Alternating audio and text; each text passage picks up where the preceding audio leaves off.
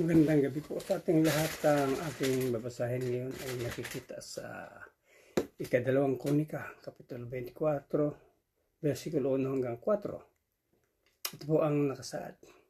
Si Joas ay 7 taong gulang nang maging hari sa Jerusalem. Siya tumira at naghari siya roon sa loob ng 40 taon. Ang ina niya ay si Sevilla na taga Beersheba.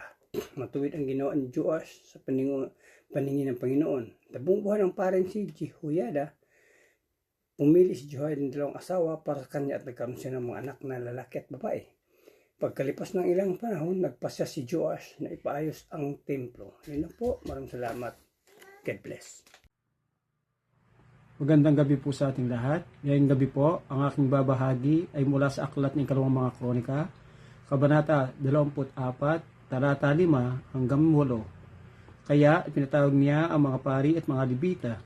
Iniutos niya sa mga ito, libutin ninyo ang mga lungsod ng Huda at pagbayarin ninyo ang mga tao ng buwis para sa taon ng pagpapaayos ng templo ng inyong Diyos.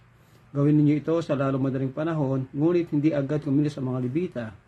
Dahil dito, tinawag ng hari ang pinuno ng mga pari na si Jehoiada. Sinabi ng hari sa kanya, ano ba ang ginagawa mo at hanggang ngayon ay wala pang nalilikom na buwis ang mga Levita mula sa mga taga-Huda at taga-Jerusalem. Ang buwis na iyan ay pinag-utos sa Israel ni Moses na lingkod ni Yahuwah para sa toldang tipanan. Ang templo ng Diyos ay pinasok ng mga anak na masamang babaeng si Atalia. Kinuha nila ang lahat ng kayamanan at kasangkapan doon ginamit pa sa pagsamba kay Baal. Iniutos ng hari na gumawa ng isang kaban at laga ito sa may pasukan ng templo. Purihin po ang Ama sa pagkabasa sa kanyang salita. Amin. Isang pagpalang gabi po sa ating lahat. Ang aking pambabasahin ngayon ay mula sa libro ng Ikalawang Kronika, chapter 24, verses 9 to 12. Pagkatapos, naglabas siya ng mensahe sa Juda at sa Jerusalem na kailangang dalhin ng mga tao sa Panginoon ang kanilang buwis ayon sa iniutos ni Moises sa mamamayan ng Israel sa ilang. Masayang nagbigay ang lahat ng opisyal at tao. Inihulog nila ang kanilang pera sa kahon hanggang mapuno ito. Kapag puno na ang kahon, dinadala ito ng mga Levita sa mga opisyal ng hari. Pagkatapos, binibilang ito ng kalihim ng hari at ang opisyal ng punong pari.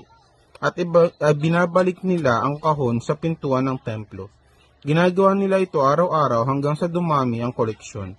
Pagkatapos, ibinigay ni na Haring Joas at Jehoiada ang pera sa mga tao na namamahala sa pag-aayos ng templo ng Panginoon. At kumuha sila ng mga karpintero at manggagawang mahusay sa bakal at tanso.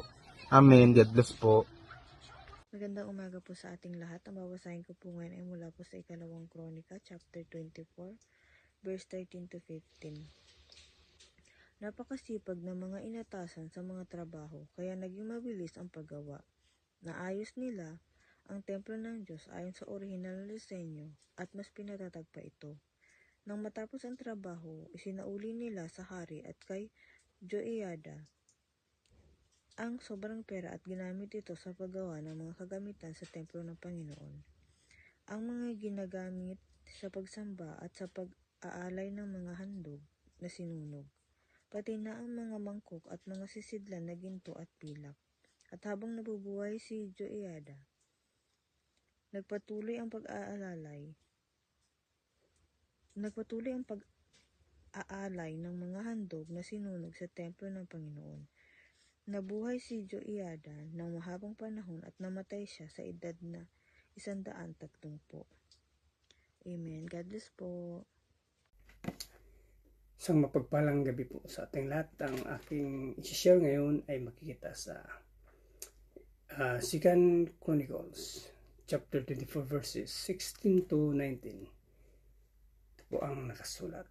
Inilibing siya sa libingan ng mga hari sa lungsod ni David dahil sa mabuting ginawa niya sa Israel para sa Diyos at sa kanyang templo. Pero pagkatapos, mamamatay si Jehoiada, pumunta ang mga opisyal ng Juda kay Haring Joas at hinimok siya makinig sa kanila. Nagpasya siya na pabayaan na lang ang templo ng Panginoon, ang Diyos ng kanilang mga ninuno, at sumamba sa posting simbolo ng Diyosang si Ashera at sa iba pang mga Diyos-Diyosan. Dahil sa ginawa nila, nagalit ang Diyos sa Juda at sa Jerusalem. Nagpadala ang Panginoon na mapipita sa mga tao para pabalikin sa Kanya, pero hindi sila nakikinig. Yan lang po. Maraming salamat. God bless. Hello po, good afternoon. Ang aking Bible verse for today is from 2 Chronicles chapter 24 verses 20 to 23. Dahil dito, lumukob ang Espiritu ng Diyos kay Zacarias na anak ng paring si Joiada. Tumayo siya sa harap ng bayan. Sinabi niya, ito ang sinabi ng Diyos. Bakit ninyo nilalabag ang mga utos ni Yahweh? Bakit ninyo ipinapahamak ang inyong mga sarili? Sapagkat itinakwil ninyo siya, itinakwil din niya kayo. Ngunit nagsabwatan ang mga tao laban sa kanya, at sa utos ng hari, binato nila si Zacarias hanggang sa mamatay. Naganap ito sa bulwagan ng templo ni Yahweh.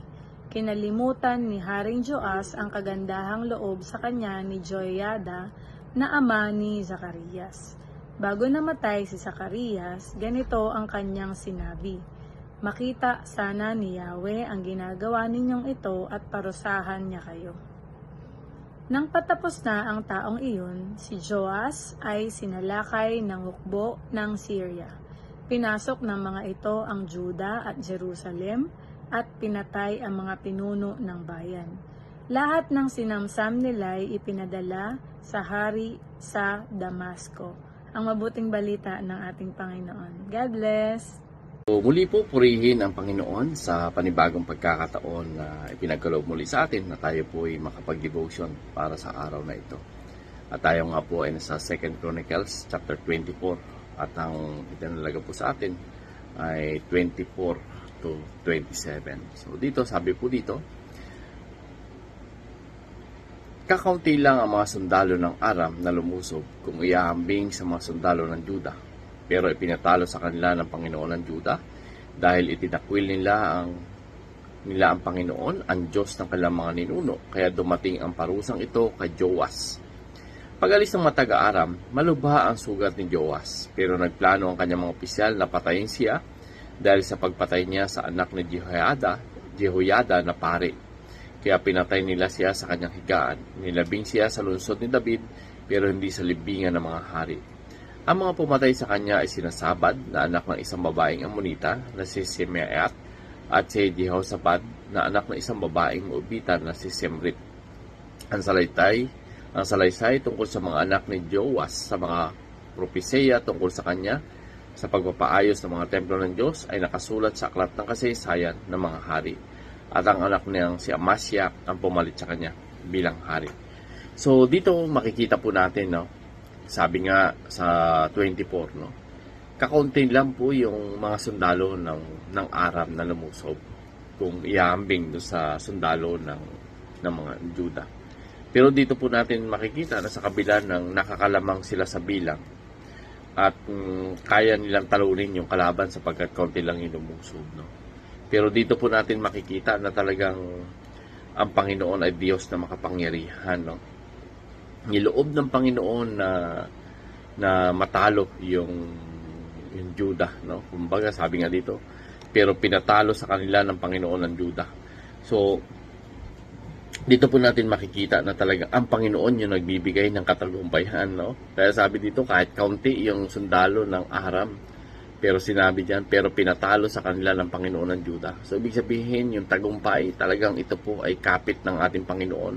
Kaya dumating ang parusang ito kay Joas dahil nga doon sa kasalanan niyang ginawa, no?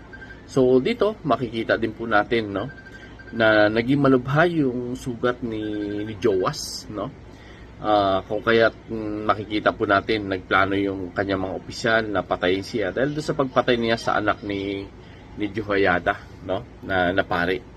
Kaya dito makikita po natin, no, na yung kanyang ginawa ay ang Panginoon yung kumbaga niloob ng Panginoon na yung kanyang mga opisyal ay patayin si Joas, no, dahil sa ginawa niyang pagpatay do sa anak ni Jehoiada na pari. So dito makikita po natin na napakalungkot yung naging buhay ni Joas. At bukod doon sa hindi pa maganda na pangyayari sa kanyang buhay, hindi po siya inilibing, no?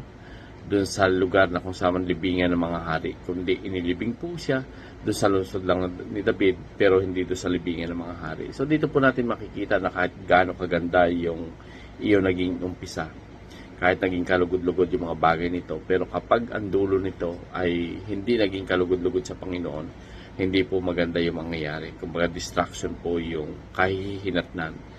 So dapat patuloy tayong humingi ng pagpapatnubay at paggabay sa ating Panginoon, na sapagkat ang tao ay likas po sa Kanya yung pabago-bago.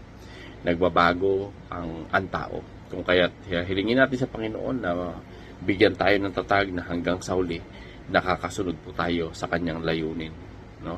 At sa Kanyang mga nais. Purihin po ang Panginoon, and God bless everyone.